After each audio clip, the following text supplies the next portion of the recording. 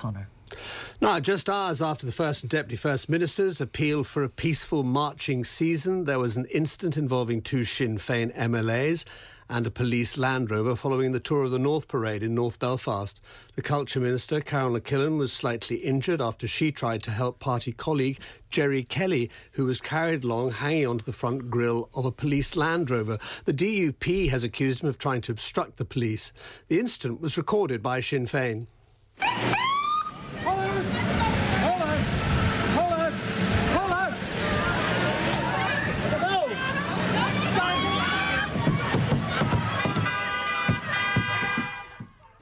Gerry Kelly's on the line now, as is the DUP's Paul Givan.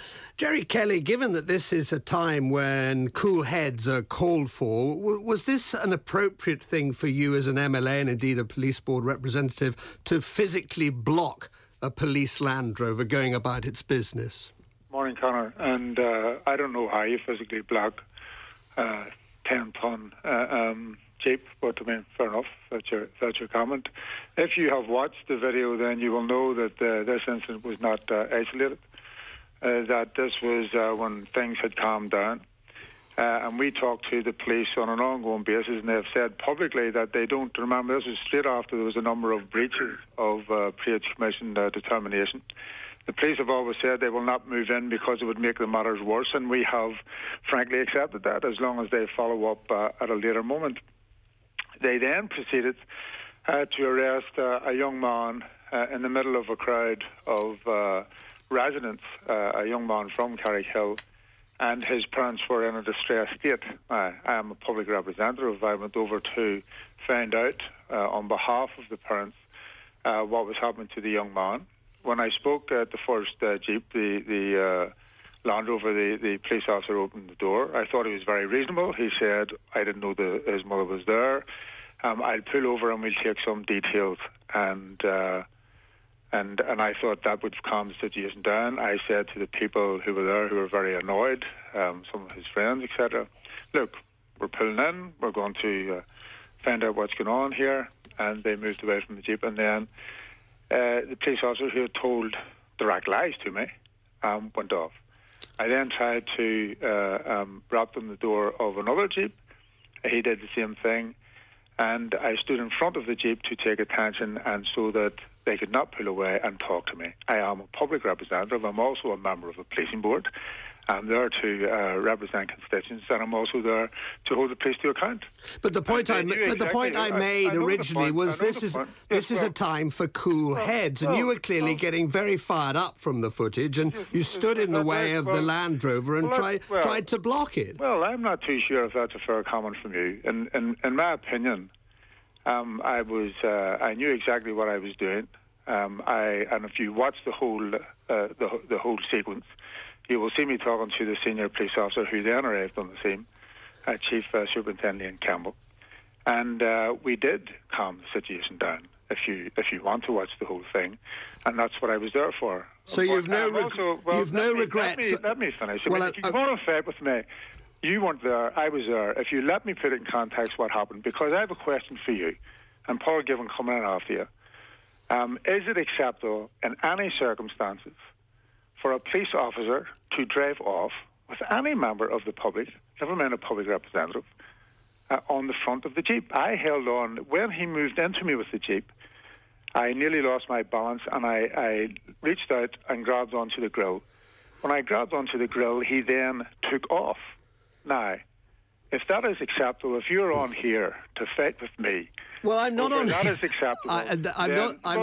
It's not in my position to answer on behalf of the police. What I'm saying to you is you could go through normal channels after the event and pursue this matter, but you decided to take the thing into your own hands and block the Land Rover. You're making decisions here. I am a member of the policing board. I went through the proper channels by trying to talk to the police on the ground to defuse the situation.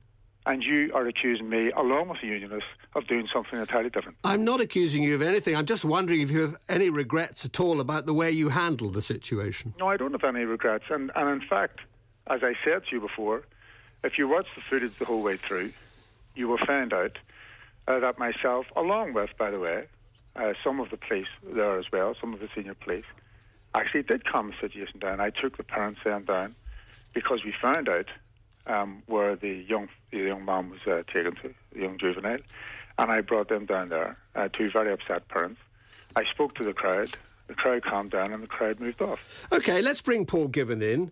Paul Givan, we were talking to Alban McGuinness earlier on in the programme, the SDLP representative, and he said that for the first time in his life he was seriously worried about Gerry Kerry's position he was in and the dangers involved. What's your view on it?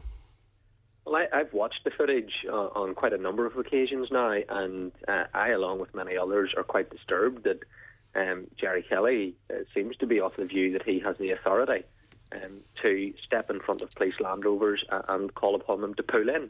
And that is something which I don't believe public representatives have the authority to do. If we do have that, we should know about it. I'm not aware that authority exists for members to take that sort of action. But the rights of the wrongs of that first Land Rover not pulling in for Gerry Kerry is no justification to then step in front of a moving Land Rover with its flashing lights on, with its sirens sounding. It's part of a convoy. It's clearly in a hostile environment. Certainly if I was in that police Land Rover and was a police officer, it's not an area that I would want to be separated from my colleagues in. And what we now need to have is an investigation by the police into all of those that were involved in that particular incident, because what we can't have is people being equally subject, equal before the law, but not equally subject to the law. And we've had loyalist flag protesters being pursued, investigated. Well, let's keep to this particular incident. Wasn't Gerry Kerry perfectly within his rights as a policing board member to try and talk to the police about the arrest of this young man? Yes, he was, and there's a time and a place to do that. It's not in the middle of a police operation where there's clearly a hostile environment, where you can hear the crowd is agitated. It's shouting expletives at the police. It then pursues the Land Rover and then attacks the Land Rover. And I would expect the police to be reviewing all of the footage that Sinn Féin have very helpfully provided to be able to identify those individuals and investigate them. Well, maybe it was a tight call for the driver, but he could have stopped and talked to Mr. Kerry rather than carrying him off on the bonnet of the car. And like the senior commander said at the time to Mr. Kerry, he said that it would be dealt with and he could make a complaint to the police ombudsman, to which Gerry Kerry said that no, he wanted it to be dealt with now. Now, I'm not sure in what way, what kind of investigation he wanted to happen and what kind of outcome he wanted there and then on the scene. Number and got it. Say again? Yeah, I wanted to get the officer's number and I got it. Yeah, so Sinn Féin clearly want to pursue that individual driver. What we need to see is, are the police going to investigate everybody's actions on the night? Will there be an investigation as to how Mr. Kerry and others conducted themselves? The police are the right body to do that. It isn't good enough for the police to say that this has been referred to the police ombudsman. With the greatest respect, that's a cop-out on their part. They need to carry out an investigation. Take my own colleague, for example, Edwin Poots.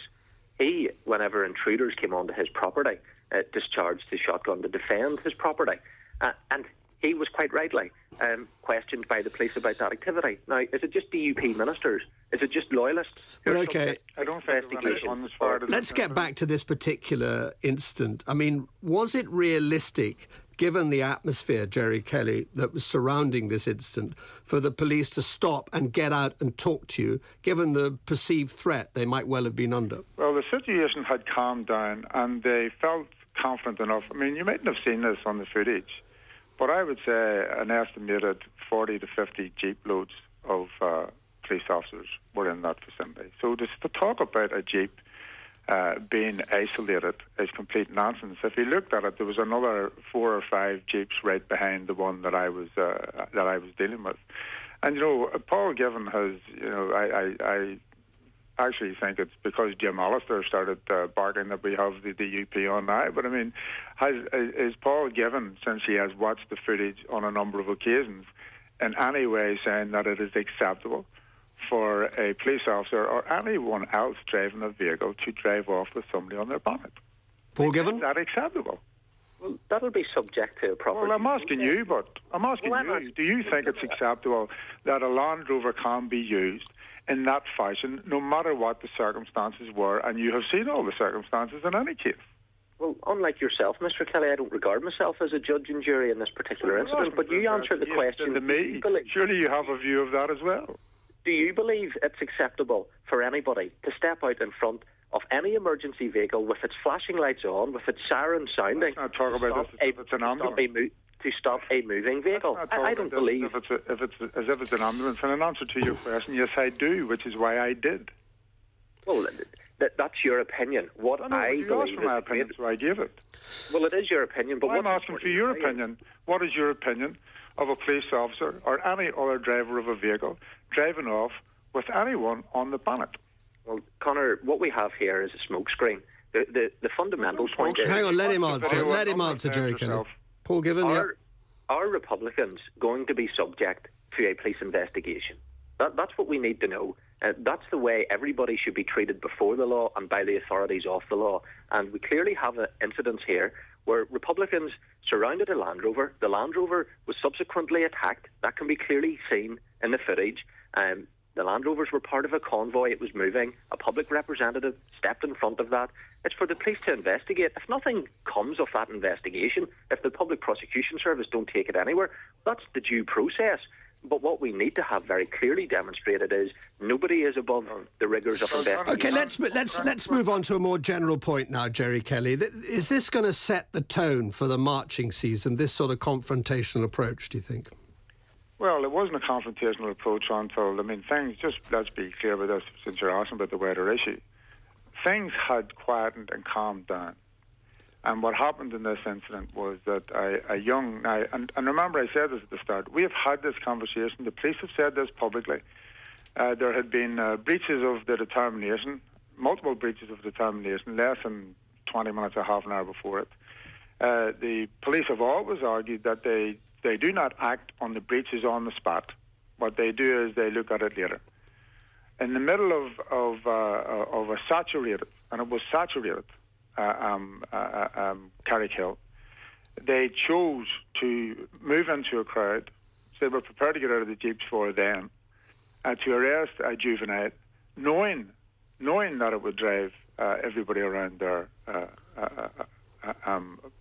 make them very angry, and throw him into the jeep. The mother arrived on the scene, very distraught, Well, I was just asking if it was going to set the tone. It has to be set. And I'm trying to put in context, Conor, and I hope that it won't set the tone. Is the answer to your question? Okay. And Paul Givan. But let me say this because Conor, a number of things that you've said, you're making judgments yourself. I'm putting points to you, and as you well know, my view. Right, and I think this will be well borne out if you watch the whole footage. Okay. My view is that we had a difficult situation, that myself, Alban McGuinness, Carol New-Killen, Frank Dempsey, and other community leaders there managed to quieten down, and you will see that at the end of it, the jeeps pulled away in discussion with ourselves, and so did the crowd. And that's what happened at the end of that very difficult situation. And Paul, that's what we were doing. Okay, and Paul Givan, if the Orangemen continue to flout the conditions that are laid down, why should they be allowed to continue marching past St Patrick's Church, which is the plan, on 3 further marches up to July the 7th? Well, the First Minister and the Deputy First Minister quite rightly put out a statement hours before this parade appealing for calm.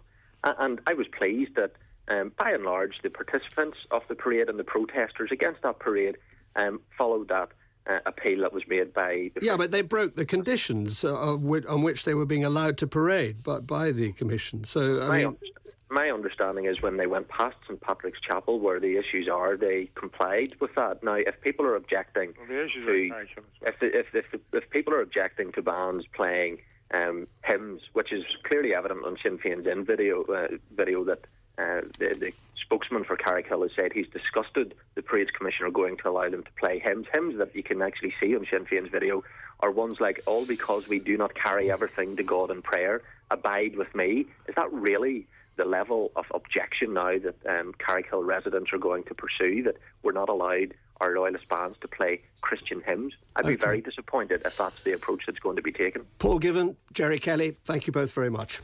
It's 21 minutes past 8. You're listening to Good Morning Ulster with Conor Bradford and Joel Taggart. The news headlines this morning.